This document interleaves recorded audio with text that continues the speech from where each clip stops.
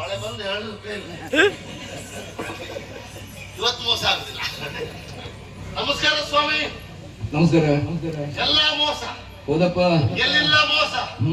ಪೇಟೆಯಲ್ಲಿ ಮಾತ್ರ ಮೋಸವ, ಹಳ್ಳಿಯಲ್ಲಿ ಮೋಸ ಇಲ್ವಾ? ಹಳ್ಳಿಯಲ್ಲಿ ಮೋಸ. ಹೌದು, ಇಡೀ ಪ್ರಪಂಚವೇ ಮೋಸ. ಇಂಥ ಪ್ರಪಂಚದ ಮನುಷ್ಯ ಬದುಕಬೇಕಾ? ಅವ ಬುದ್ಧಿವಂತನಾಗಿರ್ಬೇಕು. ವಿದ್ಯೆ ಬೇಡ ಅಂತಲ್ಲ, ವಿದ್ಯೆ ಬೇಕು. ವಿದ್ಯೆಗಿಂತ ಬುದ್ಧಿವಂತಿಕೆ ಇದ್ರೆ ಅವ ಎಲ್ಲೂ ಬದುಕ್ತಾನೆ, ಹೇಗೂ ಬದುಕ್ತಾನೆ. ಹೌದಪ್ಪ. ಸಾಕ್ಷಿ ಬೇರೆ ಬೇಡ, ನಿಮ್ಮನ್ನೇ ತಗೊಳ್ಳುವ.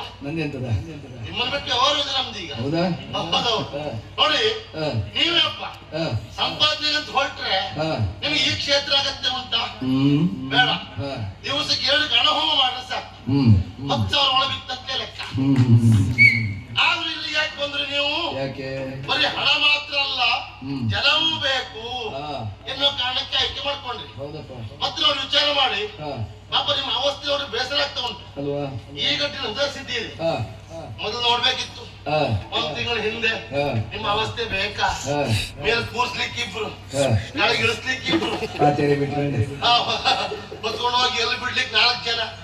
ಆ ಕಾಲ್ ನೋವಲ್ಲಿ ನಿಮ್ಮ ಅವಸ್ಥೆ ಬೇಡ. ಆದ್ರೂ ಇಲ್ಲಿ ಬಂದ್ರೆ ಯಾಕೆ? ಹಣಕ್ಕಾಗಿಯ? ಅದ್ರ ಅಗತ್ಯ ನಿಮ್ಗೆ ಉಂಟಾ?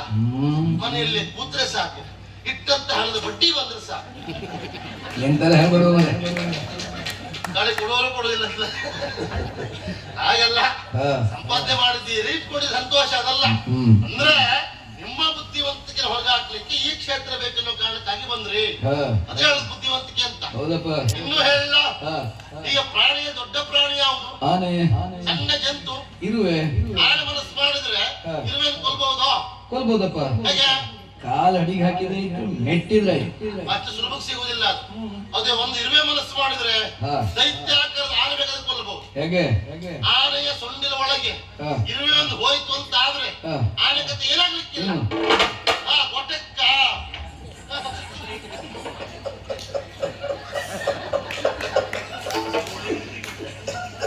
ಇವರಿಗೆ ಅಂತ ಎಂತಂದ್ರೆ ಇವರಿಗೆ ಅವ್ರು ಬಂದು ನೋಡಿದ್ರೆ ಹೊಡ್ಲಿಕ್ಕೆ ಹೊಟ್ಟೆ ಹೊತ್ಕೊಂಡು ಬಂದಿಲ್ಲ. ಮೊದಲೇ ಕಾಲದಲ್ಲಿ ಬಲ ಇಲ್ಲ. ಮೊದ್ಲೇ ಯಾಕೆ ಬಂದ್ರು ಅಂತ ನಾ ಹೇಳ್ತೇನೆ, ನಿಮ್ಗೆ ಗೊತ್ತಾಗ್ಲಿಲ್ಲ. ಆನೆಯ ಸೊಂಡಿಲೊಳಗೊಂದು ಇರುವೆ ಹೋಯ್ತು ಅಂತ ಆದ್ರೆ ಆನೆ ಕತೆ ಏನಾಗ್ಲಿಕ್ಕಿಲ್ಲ. ಹೇಳಿದ ತಕ್ಷಣ ಇವರು ಇವ್ರು ಬುಡಕ್ಕ ಓಡ್ಬಂದ್ರು. ಅಂದ್ರೆ ಅವ್ರ ಲೆಕ್ಕ ನಾನು ಹೇಗೆ ಮಾತಾಡ್ತಿದ್ನ, ಇಲ್ಲೇ ಆ ಬದಿ ಹೋಗಿ ಒಂದು ಪುರಸ್ಕೃತ ಬರುವಂತ ಅಷ್ಟೊಂದು ಬಳಕೆ ಶಬ್ದ ಮಾಡಿದ್ರೆ ಇಲ್ವಾ? ಹಾಗೆ ಮತ್ತೆ ಪದ್ಯ ಬಂತು, ಬುಡಕ್ಕ ಓಡ್ಬಂದ್ರು. ಅಪರೂಪ ಅಲ್ಲ, ಎಲ್ಲೆಲ್ಲ ಒದ್ದೆ ಆಯ್ತು ದೇವರಿಗೆ ಗೊತ್ತು.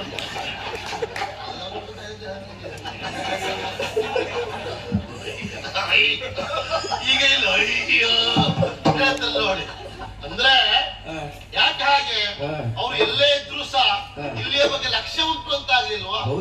ಹಾಗಾಗಿ ಆ ಉದ್ಯೋಗದಲ್ಲಿ ಆ ಎತ್ತರಕ್ಕೆ ಬೆಳೆದಂತವ್ರು. ಅದಕ್ಕೆ ಹೇಳುವುದು, ಇಲ್ಲಿಯ ಬಗ್ಗೆ ಎಲ್ಲೇ ಇದ್ರು ಇಲ್ಲಿಯ ಬಗ್ಗೆ ಲಕ್ಷ್ಯ ಇದ್ರೆ ನಾವು ಉದ್ಧಾರ ಆಗ್ತಾರೆ ಅಂತ. ಆಗ್ಲಿ, ಉದಾಹರಣೆ ಹೇಳಿದಷ್ಟೇ. ನಮಸ್ಕಾರ ಸ್ವಾಮಿ. ನಮಸ್ಕಾರ. ಪರಿಚಯ